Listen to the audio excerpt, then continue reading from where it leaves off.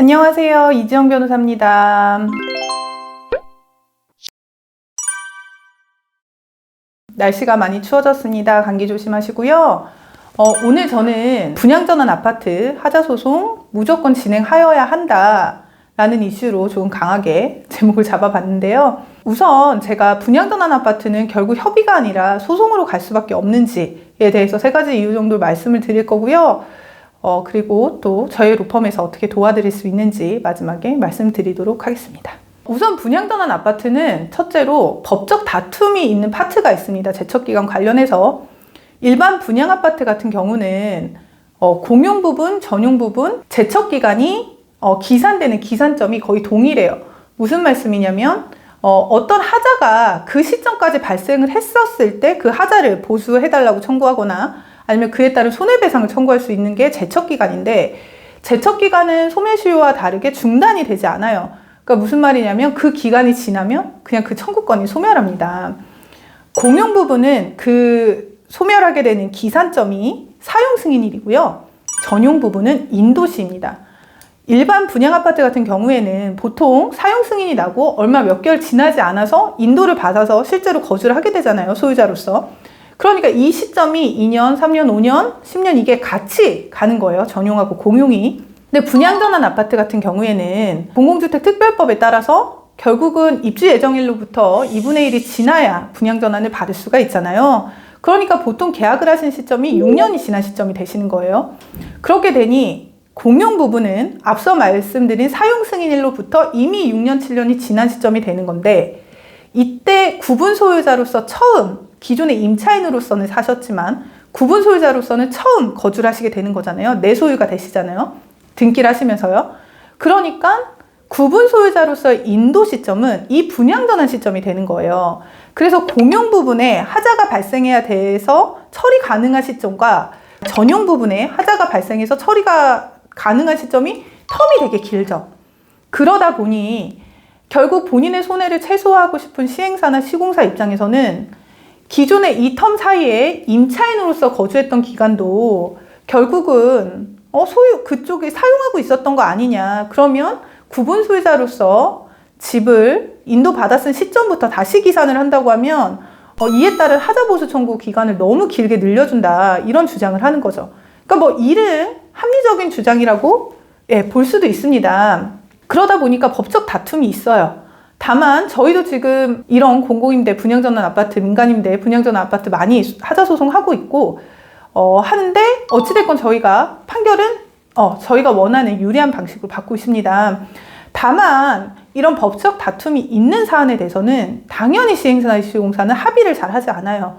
왜냐하면 본인들은 법원에 가서 이 전용 부분의 기산점을 공용 부분하고 동일하게 해야 된다라고 대법원까지 다투고 싶을 수 있잖아요. 그런 상황에서 굳이 금액만 다투는 합의를 하지가 않는 거죠. 이에 반해 일반 분양아파트 같은 경우는 앞서 말씀드린 사용승인일부터 보통 인도를 받기 때문에 이 기간에 큰 차이가 없죠. 그럼 당사자 간에 합의해야 되는 거는 결국은 그 하자 목록을 뽑아서 그에 대한 공사 대금이 얼마냐, 대체 공사를 얼마를 해줘야 되냐, 이런 금액에 대한 부분만 남아있기 때문에 합의 가능 여지가 생기는 겁니다. 그래서 이제 분양전환 아파트는 보통 소송으로 다 갈 수밖에 없는 첫 번째 이유를 말씀을 드렸고요.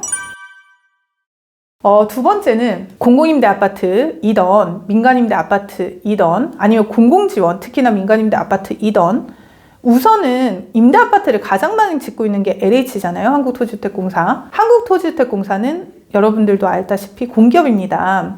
공기업에 근무하시는 분들은 공무원적 성격이 있기 때문에 절대 본인이 리스크를 지고 가지 않죠. 감사의 대상이 되는 일들을 하지 않습니다.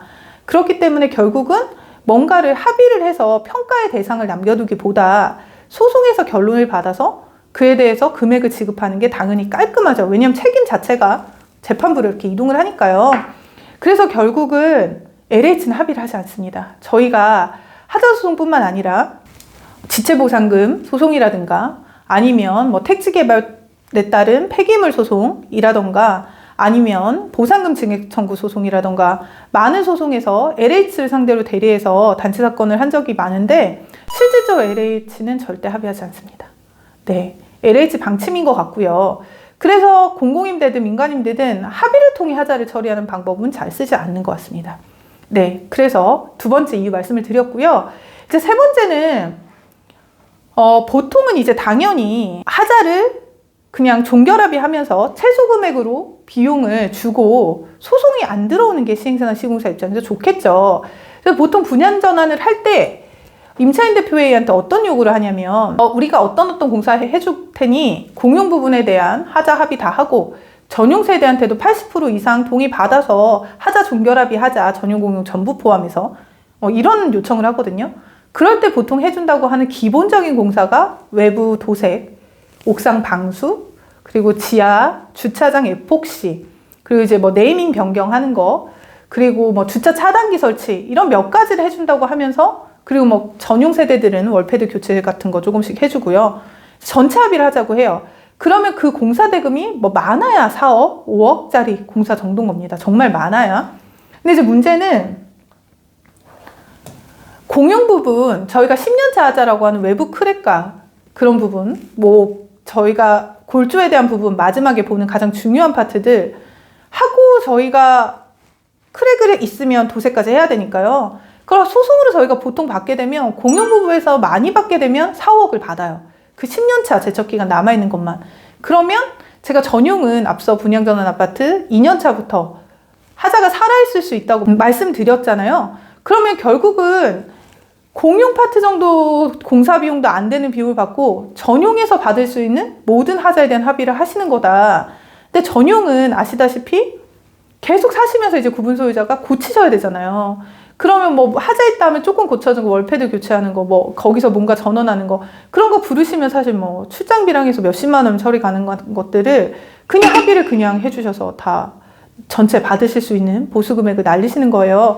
그리고 전용은 제가 말씀드렸듯이 분양전환 아직 법이 개정되기 전까지, 그리고 대법원 판례가 변경되지 않는 한 2년차부터 빨리 준비하시면 받으실 수 있어요.